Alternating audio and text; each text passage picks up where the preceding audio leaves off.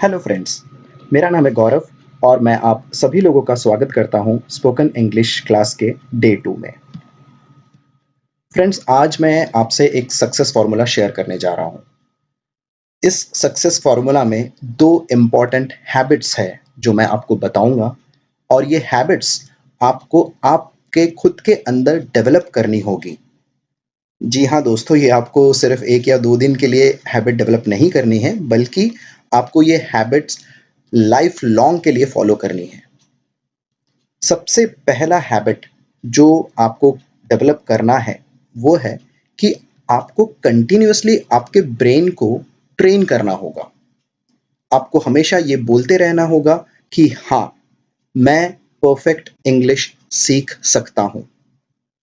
Every time, कभी भी आप कहीं पे भी हो, बस आप अपने माइंड को, अपने ब्रेन को ये बोलते रहिए कि हाँ, बिल्कुल, मैं एक परफेक्ट इंग्लिश सीख सकता हूँ। दूसरी इंपॉर्टेंट हैबिट जो आपको डेवलप करनी है, वो है don't stop. Don't stop even if you speak wrong English. Friends, इससे कोई फर्क नहीं पड़ता है अगर आप किसी भी कारणवश गलत इंग्लिश बोल देते हो या फिर किसी के सामने कभी कुछ गलत बोल देते हो इंग्लिश में, इससे कुछ फर्क नहीं पड़ता है। The most important thing is you should keep trying. अगर आप ऐसा सोचते हो कि आपको लोगों के सामने बोलने में शर्म आती है या फिर आप गलत इंग्लिश बोलते हो तो लोग क्या सोचेंगे, प्लीज़ फ्रेंड्स, सबसे पहले चीज़ आप ये डर को अपने दिमाग से बिल्कुल बाहर कर दीजिए। कोई किसी को कुछ फ़र्क नहीं पड़ता है। अगर लोग हँसते हैं तो हँसने दीजिए, किसी को अगर मज़ाक उड़ाना है तो मज़ाक उड़ाने दीजिए, but you are not going to stop. So please my dear friends, don't stop. चलिए, अब मैं आपको एक सिंपल सा एक क्वेश्चन पूछता हूँ, which will be in the form of a situation. अब सपोज कीजिए कि मैं आपको अमेरिका लेके जाता हूँ और मैं आपको वहीं छोड़ देता हूँ उन लोगों के बीच में, और आपको पता है कि वहाँ पे सारे के सारे लोग आपसे सिर्फ इंग्लिश में बात करेंगे। तब उस समय आप क्या करोगे? अगर आप मान लीजिए आप ऐसे सिचुएशन में आते हो तो आप क्या करोगे? मैं आपको बताता हूँ आप क्या करोगे। आप उस सिचुएशन में इंग्लिश सबसे ज़्यादा जल्दी बोलना सीख जाओगे फ्रेंड्स। ये मेरा चैलेंज है। आपको ज़्यादा से ज़्यादा 10 से 15 दिन लगेंगे एक अच्छी इंग्लिश बोलने के लिए अंडर दैट सिचुएशन। रीज़न पता है आपको क्यों? क्योंकि आपके पास कोई ऑप्शन ही नहीं होगा। If you want to survive, if you want to stay, अगर आपको वहाँ पे जीना है, आपको सबके साथ रहना है, तो आपको इंग्लिश बोलनी ही बोलनी होगी और इसके अलावा आपके पास कोई भी ऑप्शन नहीं रहेगा। और एक बात एकदम फैक्ट मैं आपको बता रहा हूँ, इंसान के पास जब ऑप्शंस ज़्यादा होते हैं, उसी समय उनके एक्सक्यूज़ेज़ भी ज़्यादा होते हैं। अगर किसी इंसान के पास कोई ऑप्शन नहीं है, तो वो इंसान कभी लाइफ़ में एक्सक्यूज़ भी नहीं दे सकता है। So just imagine my dear friends कि आपके पास अभी कोई भी ऑप्शन नहीं है। आपके पास सिर्फ़ और सिर्फ़ एक ऑप्शन है जहाँ पे कि आपको इंग्लिश बोलनी ही बोलनी है। आप ये सिचुएशन में अगर आप अपने आप को समझते हो, आप देखिए, डेफ़िनेटली आप एक अच्छी इंग्लिश बोलना सीख जाओगे। और हाँ फ्रेंड्स, मैं आप लोगों से एक गोल्डन रूल मैं ज़रूर शेयर करूँगा। कभी भी आप हमेशा इसको याद रखिएगा, जब मतलब आप एक अच्छी इंग्लिश बोलना अगर आप शुरू कर भी देते हो या फिर आप एक बहुत अच्छे एडवांस लेवल में भी चले जाते हो इंग्लिश प्रैक्टिस करते हुए, हमेशा एक चीज़ आप याद रखिएगा, always speak simple English and make short sentences. कभी भी कोशिश मत कीजिए लंबे-लंबे इंग्लिश के सेंटेंसेस फॉर्म करने के लिए। ज़्यादा ग्रामर पे फ़ोकस मत कीजिए, क्योंकि फ्रेंड्स ऐसा होता है कि जब हम कभी भी एक लंबा सेंटेंस फॉर्म करने जाते हैं, उसमें उतने ही ज़्यादा चांसेस होते हैं कि हम लोग वहाँ पे कोई ना कोई गलती करें। तो इसके लिए सबसे इम्पोर्टेंट रूल ये होता है कि आप जो सेंटेंसेस जो फॉर्म करते हो, उसको एकदम छोटे से छोटा रखें और सिंपल रखें। मैं आपको एक एग्जाम्पल के रूप में भी बता देता हूँ कि मैं क्या कहने की कोशिश कर रहा हूँ। जैसे कि एक एग्जाम्पल हम आपके सामने मैं आपको दिखाना चाहूँगा कि अगर आपको कोई पूछता है कि आपने आज क्या किया? ये एक बहुत ही सिंपल और बेसिक सा क्वेश्चन है, what did you do today? तो इसका बहुत ही आसान सेंटेंस में हम लोग एक रिप्लाई देंगे या दे सकते हैं। I got up in morning at 7:30. I brushed my teeth. I read newspaper. I watched TV. Then I played football. I had my lunch at 2:30 p.m. Then I watched movie. I went out with my friends. Then I had my dinner at 9:30. After that I went to sleep. अगर आप ये पूरा जो sentence form किया है, अगर आप इसको ध्यान से देखोगे, मैंने पूरे सेंटेंस को छोटे-छोटे सेंटेंसेस में ब्रेक किया है। इससे क्या होता है कि आपकी एक तो सबसे पहली बात है कि आपको इसमें ज़्यादा ग्रामर पे कॉन्संट्रेट करने की ज़रूरत नहीं पड़ेगी। जो बेसिक ग्रामर है उतना ही आपको इस्तेमाल करना होगा और आपका जो स्पीच है वो बहुत ही क्लियर एंड क्रिस्प होगा, विदाउट एनी एरर और मिस्टेक। ये मैंने आपको एक एग्जाम्पल दिया था जस्ट आपके समझने के लिए। अगर कोई लोग ऐसे भी है जो ये कोर्स अटेंड कर रहे हैं जो एकदम ही बेसिक लेवल का इंग्लिश वो जानते हैं या फिर एकदम एंट्री लेवल के लोग हैं, तो उन लोगों की सहायता या मदद के लिए मैंने इसी सेंटेंस को मैंने हिंदी में भी ट्रांसलेट किया है। तो अगर आप चाहें तो आप इसे हिंदी में भी पढ़ सकते हैं। आइए देखते हैं इसका दूसरा एक और एग्जाम्पल। बहुत ही सिंपल सा हम लोग हमारे डेली रूटीन लाइफ में हम लोग ये किसी को पूछते हैं कि अपनी पसंदीदा फ़िल्म के बारे में कुछ बताइए। That is tell me something about your favourite movie. इसका भी मैंने एक बहुत ही शॉर्ट एंड सिंपल तरीके से मैंने इंग्लिश में रिप्लाई मैंने फ्रेम किया है। इस पे थोड़ा-सा गौर दीजिएगा आप। My favourite movie is DDLJ. Shahrukh is the lead main actor in this movie. He is a great actor. Kajol is the main lead heroine in this movie. Both acted very well in this movie. This is a romantic action based story. The songs are very beautiful. You should watch this movie. Again friends, आप इस पे भी अगर आप देखोगे तो मैंने पूरे सेंटेंस को छोटे-छोटे सेंटेंसेस में मैंने उसको कन्वर्ट किया है एंड देन ये पूरा स्पीच मैंने तैयार किया है। यही चीज़ अगर आप अपने रेगुलर लाइफ में फॉलो करना शुरू करोगे, जहाँ पे कि आप सेंटेंसेस को शॉर्ट में डिफाइन कर रहे हो और सिंपल तरीके से उसको प्रेजेंट कर रहे हो, आप देखिएगा फ्रेंड्स, आपकी इंग्लिश बोलने की कैपेसिटी ऑटोमैटिकली बढ़ जाएगी। अब आइए देखते हैं कि एक इंग्लिश के जो जो भी सेंटेंसेस होते हैं, वो बेसिकली 3 पार्ट्स में डिवाइड होते हैं। अब थोड़ा हम लोग फोकस करेंगे धीरे-धीरे ग्रामर की तरफ। जैसे कि हर एक सेंटेंस डिवाइड होता है 3 मेन चीज़ों में। पहला होता है सब्जेक्ट, दूसरा होता है वर्ब एंड तीसरा होता है ऑब्जेक्ट। अभी ये सब्जेक्ट क्या है, वर्ब क्या है, ऑब्जेक्ट क्या है?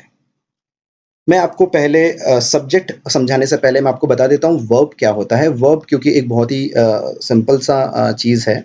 कोई भी सेंटेंस में जहाँ पे भी कोई काम या क्रिया या फिर कोई पर्टिकुलर एक्टिविटी को दर्शाया जाता है, उसे हम लोग इंग्लिश के भाषा में हम लोग वर्ब कहते हैं। शायद आपको ये पहले से पता भी होगा। तो एनी वर्क और एक्टिविटी, किसी भी प्रकार के काम को वर्ब कहा जाता है। ऑब्जेक्ट के बारे में मैं आपको बता देता हूँ। What is an object? Object is something जहाँ पे कि हम लोग सब्जेक्ट के बारे में कोई भी चीज़ जो बताई जाती है, उसे हम ऑब्जेक्ट कहते हैं। अभी हम लोग वर्ब एंड ऑब्जेक्ट समझने के बाद हम लोग ये समझ लेते हैं कि सब्जेक्ट आखिर होता क्या है, because that is more important. तो आइए चलिए इसको देखते हैं, सब्जेक्ट किसे कहा जाता है? What is a subject? The subject of sentence is the person, place, or thing that is doing the action or being something. अगर मैं इसे एकदम हिंदी में अगर आपको आसानी से अगर मैं समझाना चाहूँ, तो मैं इस तरीके से बोल सकता हूँ इसको कि कोई भी व्यक्ति, कोई भी जगह या फिर कोई भी चीज़ जो कि एक वाक्य के अंदर किसी भी प्रकार का एक्शन या क्रिया करता है या फिर उनकी तुलना किसी चीज़ के साथ की जाती है, वैसे पर्सन, प्लेस एंड थिंग को सब्जेक्ट कहा जाता है। मैं आपको ये तो डेफिनेशन की बात हुई। अब जब हम लोग एग्जाम्पल्स के थ्रू हम लोग इसको समझने की कोशिश करेंगे तो क्लैरिटी और भी ज़्यादा आ जाएगी। तो सबसे पहले एक हम लोग काम कर लेते हैं कि पर्सन, प्लेस और थिंग क्या-क्या होते हैं, पहले हम लोग वो थोड़ा समझने की कोशिश करते हैं उसके एग्जाम्पल्स के थ्रू। जैसे कि आपने इंग्लिश में काफ़ी बार ये सारे वर्ड्स तो सुने होंगे, जैसे कि I, we, you, he, she, him, her, they, them या फिर किसी भी पर्टिकुलर व्यक्ति का नाम। ये सारे वर्ड्स या फिर कोई भी पर्टिकुलर व्यक्ति का नाम, इसे पर्सन कहा जाता है या पर्सन के रूप में इसे जाना जाता है। अगर मैं वहीं पे किसी प्लेस की बात करूँ, तो एक प्लेस कुछ भी हो सकता है, लाइक एक सिटी हो गया, एक स्टेट हो गया, कंट्री हो गया, कोई रीजन हो गया, पर्टिकुलर लोकेशन हो गया, like beach, garden, club, hotel, etcetera. It could be anything. So anything related to place, जो प्लेस डिफाइन करता है, राइट?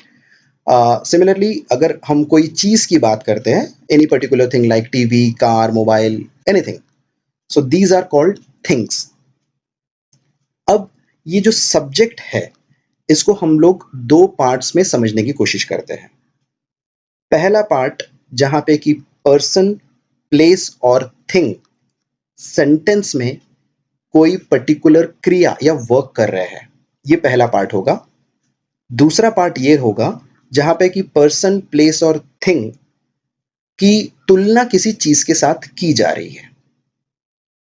ठीक है, तो ये दो पार्ट ऑफ सब्जेक्ट्स है जो हमें समझना है। एग्जाम्पल के तौर पे हम लोग देखते हैं जहां पे कि पर्सन, प्लेस और थिंग कोई भी पर्टिकुलर सेंटेंस में कोई एक्शन या क्रिया कर रहे हैं। सो एग्जाम्पल नंबर 1 पे थोड़ा आप थोड़ा गौर से देखिएगा। यहाँ पे मेंशन है पहला sentence, I went to Mumbai. अभी यहाँ पे आई जो है वो हो जाएगा हमारा सब्जेक्ट, वेंट मतलब जाना, ये हो जाता है एक क्रिया जिसे हम वर्ब कहते हैं, एंड हम कहाँ गए, तो आंसर इज मुंबई, ये हो जाता है हमारा ऑब्जेक्ट। ठीक है। सेकेंड एग्जाम्पल जहां पे कि हम लोग सब्जेक्ट को समझेंगे by using place as an example. Mumbai gives employment, Mumbai रोजगारी देती है। यहां पे मुंबई हो जाता है हमारा सब्जेक्ट, क्योंकि जिसके बारे में हम लोग बात कर रहे हैं वो हो जाता है subject. Gives, it's an action, मतलब क्रिया, ये बन गया हमारा वर्ब। और मुंबई हमें क्या दे रहा है, मुंबई हमें दे रहा है एम्प्लॉयमेंट, मतलब रोजगारी, ये हो जाता है इस सेंटेंस का ऑब्जेक्ट। अब वही चीज हम लोग किसी पर्टिकुलर वस्तु को लेके सब्जेक्ट को समझने की कोशिश करते हैं। यहाँ पे मैंने वस्तु का इस्तेमाल किया है car. Car gives less mileage, मतलब एक कार कम किलोमीटर का माइलेज देती है। तो हम लोग यहाँ पे किसके बारे में बात कर रहे हैं, हम लोग कार के बारे में बात कर रहे हैं, जो कि एक ऑब्जेक्ट है, सॉरी, जो कि एक थिंग है, और ये बन जाता है हमारा subject. Gives, again it's a क्रिया, इट्स अ वर्क, तो ये बन जाता है हमारा वर्ब। और वो हमें क्या प्रदान करती है, तो हमें लेस माइलेज प्रदान करती है, इसलिए ये बन जाता है हमारा ऑब्जेक्ट। अब हम लोग पार्ट बी को समझने की कोशिश करते हैं सब्जेक्ट के, जहां पे कि पर्सन, प्लेस और थिंग, उसको किसी चीज के साथ तुलना की जाती है। तो आइए देखते हैं पर्सन को। तो पर्सन में मैंने एक पर्टिकुलर व्यक्ति का व्यक्ति के नाम का इस्तेमाल किया है। Ramesh is an intelligent man. Ramesh यहाँ पे इस पर्टिकुलर सेंटेंस में बन जाता है सब्जेक्ट। इज जो है मतलब होना, उसकी तुलना की जा रही है मतलब होना, ये हो जाता है वर्ब। और हम लोग उसकी तुलना कर रहे हैं एक इंटेलिजेंट मैन, मतलब वो एक बुद्धिमान आदमी है। तो ये इंटेलिजेंट मैन बन जाता है यहाँ पे इस सेंटेंस में ऑब्जेक्ट। सिमिलरली अगर हम लोग प्लेस को एग्जाम्पल रख के अगर हम लोग ये समझने की कोशिश करें तो ये बन जाता है कुछ इस तरीके से, Mumbai is a big city. तो हम लोग यहाँ पे किसके बारे में बात कर रहे हैं, वो है मुंबई। तो मुंबई बन जाता है हमारा सब्जेक्ट। डेफिनेटली इज जो है वो हमारा वर्ब है। अ बिग सिटी मतलब मुंबई क्या है, एक बड़ा शहर है। तो यहाँ पे सिटी बन गया हमारा ऑब्जेक्ट। तीसरा एग्जाम्पल है बिल्डिंग इज वेरी स्ट्रांग। तो हम लोग किस चीज के बारे में बात कर रहे हैं, हम लोग बिल्डिंग के बारे में बात कर रहे हैं। तो बिल्डिंग बन जाता है सब्जेक्ट, इज हो गया हमारा वर्ब मतलब होना, वेरी स्ट्रांग मतलब ये बिल्डिंग कैसा है, तो ये बिल्डिंग बहुत मजबूत है, बहुत स्ट्रांग है। तो ये बन जाता है हमारा ऑब्जेक्ट। तो अगर आपको सब्जेक्ट समझने का सिंपल फॉर्मूला अगर आपको याद रखना है, मतलब इजी तरीके से अगर आपको याद रखना है, तो ये समझ लीजिए कि जिस चीज के बारे में, वो चीज कोई व्यक्ति हो सकता है, कोई प्लेस हो सकता है, कोई चीज हो सकता है, कोई ऑब्जेक्ट हो सकता है, जिस भी किसी के बारे में बात करते हैं वो बनता है सेंटेंस का सब्जेक्ट। वर्ब मतलब क्रिया, जो भी एक्शन वो परफॉर्म कर रहा है वो वर्ब बन जाएगा। और उस चीज के बारे में हम लोग क्या बोल रहे हैं वो पर्टिकुलर वर्ड बन जाता है object. So I hope friends कि आपको subject, verb and object in a statement, इसका मतलब समझ में आ गया होगा। अगर बाय एनी चांस आपको ऐसा लगता है कि आपको थोड़ी डिफिकल्टी हो रही है, तो डोंट वरी गाइस, ये हम लोग वैसे भी आगे चल के बहुत बार देखने वाले हैं। बट हाँ, मैं आपको एक चीज़ हाईलाइट ज़रूर करूँगा कि ये एक बहुत इम्पॉर्टेंट चीज़ है when we are talking about a grammar. ये एक फाउंडेशन होता है जो समझना बहुत ज़रूरी है। आप इसको स्किप नहीं कर सकते हो। भले ही आपको हो सकता है कि आपको इसको समझने में या फिर आपको इसको डाइजेस्ट करने में थोड़ा-सा टाइम लगे, बट जैसे ही आप रेगुलर प्रैक्टिस करते जाओगे, धीरे-धीरे आपको ये सारी चीज़ें समझ में आ जाएगी। तो इस वॉल्यूम में हम यहीं तक सीखते हैं। इसके आगे के वॉल्यूम में हम लोग नेक्स्ट चैप्टर देखेंगे। So thank you so much guys. Stay tuned with us. Thank you so much.